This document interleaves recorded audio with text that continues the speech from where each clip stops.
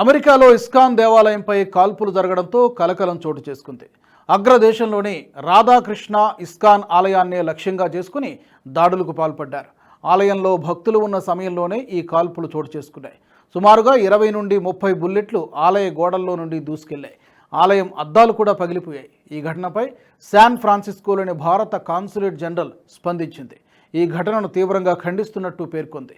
నిందితులపై తక్షణమే చర్యలు తీసుకోవాలని డిమాండ్ చేసింది. రాత్రి సమయంలో ఈ దాడి జరిగింది. ఆ సమయంలో కొందరు భక్తులు, అతిథులు ఆలయంలోనే ఉన్నారు. దుండగులు 20 నుండి 30 రౌండ్ల కాల్పులు జరిపారు. ఈ కాల్పుల్లో కిటికీలు, గోడలు దెబ్బతిన్నాయి.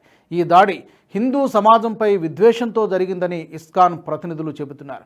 ఆలయంపై దాడి మొదటిసారి కాదని ఆలయ అధ్యక్షుడు వాయ్ వార్డెన్ చెబుతున్నారు. కేవలం గత నెలలోనే 3 సార్లు కాల్పుల ఘటనలు జరిగినట్టుగా చెబుతున్నారు. దశాబ్దాలుగా ప్రశాంతంగా ఉన్న తమ ఆలయంపై ఇటీవల వరుస దాడులు జరుగుతున్నాయని, భవిష్యత్తులో ఇలాంటివి పునరావృతం కాకుండా అధికారులు భద్రతా చర్యలు చేపట్టాలని కోరారు.